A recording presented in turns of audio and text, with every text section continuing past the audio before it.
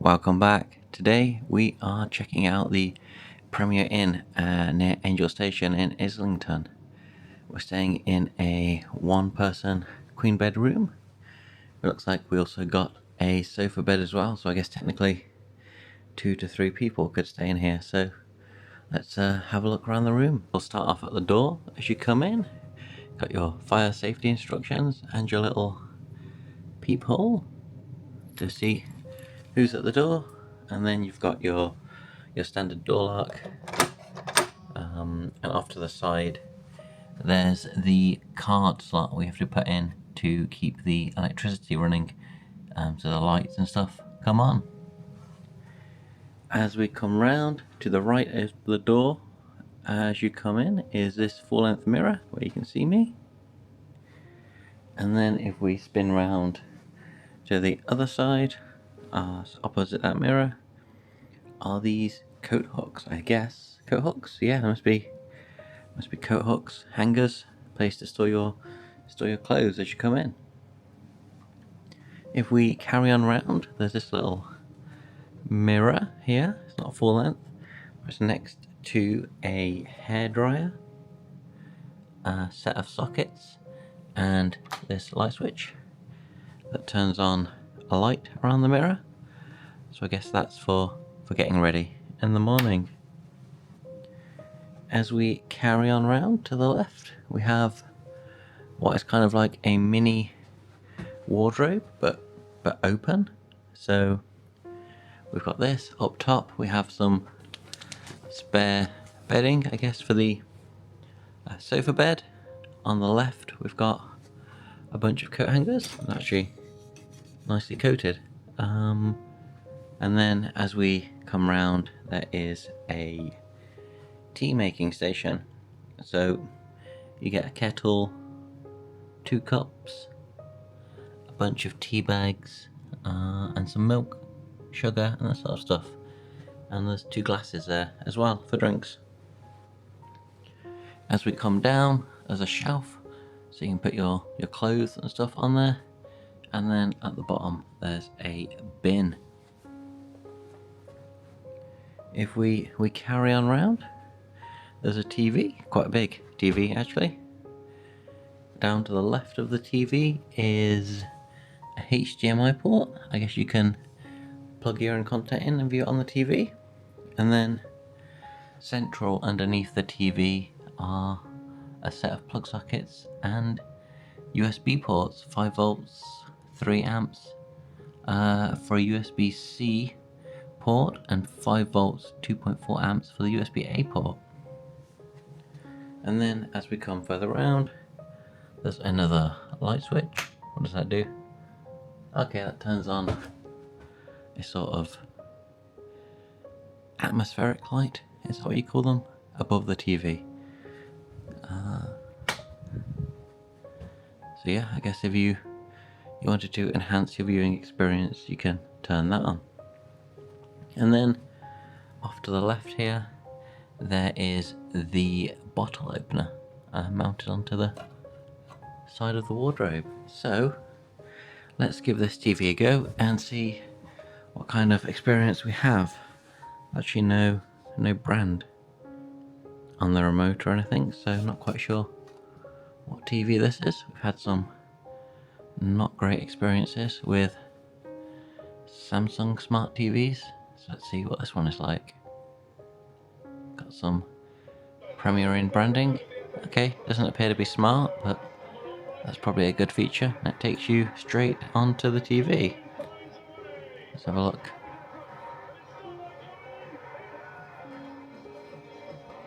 Okay, yeah, it's just a standard TV, a whole bunch of regular TV channels as you would expect.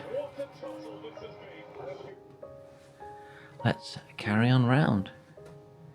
So, underneath the TV and slightly off to the side is a little table. And on the table is a menu for the restaurant. A sign telling you that you can't smoke or vape.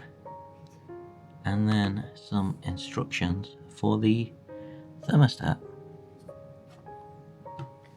the table comes with this one chair. It's not an office chair, it's just more of a standard sitting chair. Let's give it a go. So there you are, one Premier Inn purple chair. Oh, actually, this is quite comfortable. There's quite a lot of padding on the seat. So yeah, it's actually better than a lot of the chairs I've tested in hotel rooms. This is quite nice. That's the chair reviewed. So let's put the chair back and carry on round.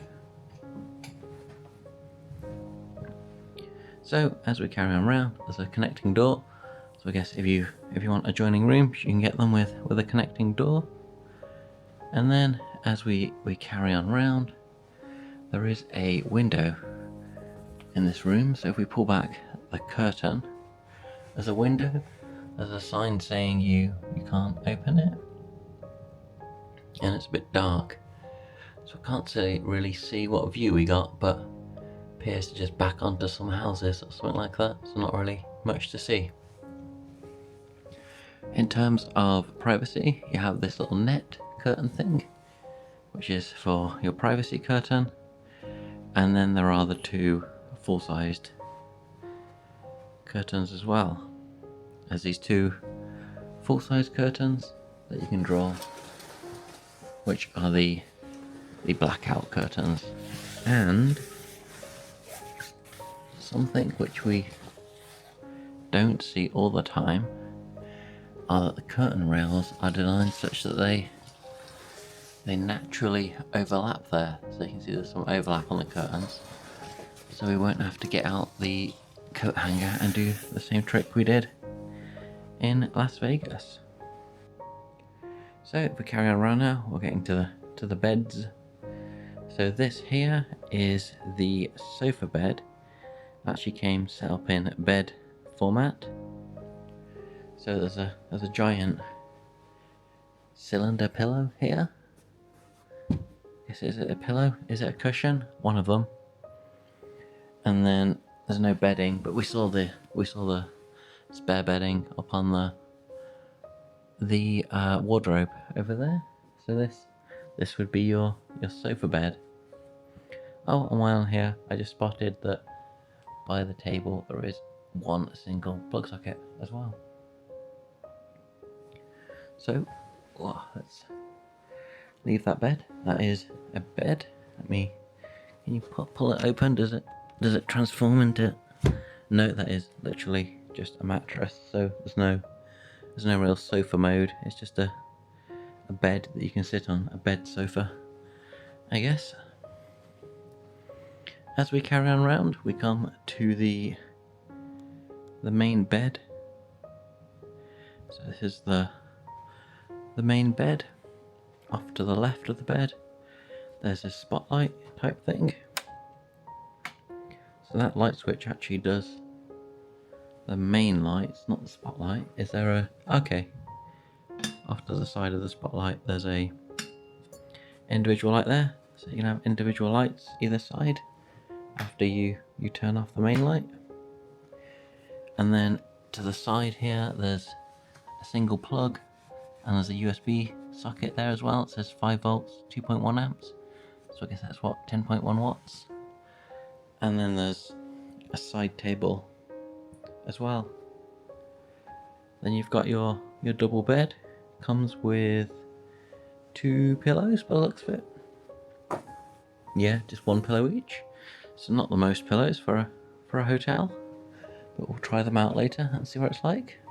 And then if we come around to the other side, it's nearly symmetrical. So you have your little spotlight with the individual controls. There's the light switch for the main lights in the room. And once again, a single plug socket with a USB port. The same 5 volts, 2.1 amps.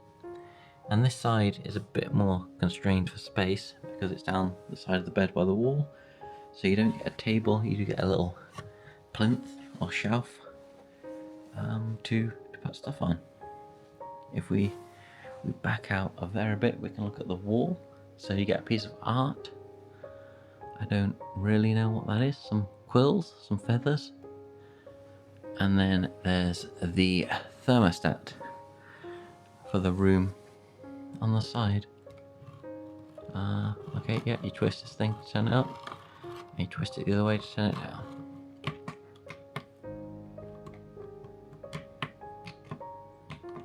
Okay, and there's various settings for fan modes and stuff.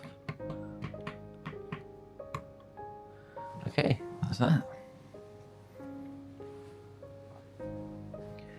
If we take a look under the bed, we can see if there's any storage. Let's have a look. So, there's a lot of storage under the bed. It's almost completely hollow under here. So if you need to store suitcases and stuff, a lot of space under the bed for that. And then let's carry on round and check out the bathroom. It's just through this door to the right of the room as you come in. So it's got this rather funky purple mood light. If I turn off, if I turn off the main light, this is some sort of purple mood light you can have on if that's your preference.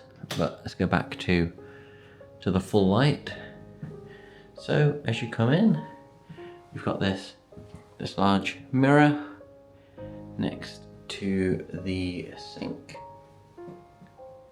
and some soap that's complimentary, and then you've got your toilet and your tissue paper as well, and there is a small bin provided as well.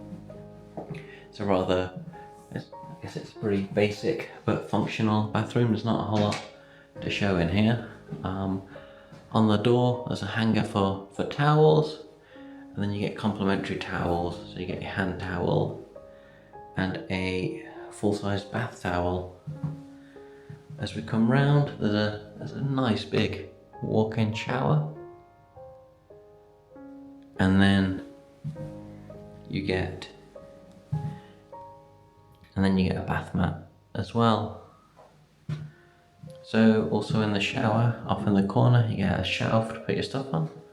And then as we come round, there's a big shower head connected to your shower, and some complimentary hair and body wash as well. So we'll check out the shower later on and I'll report back with what it's like.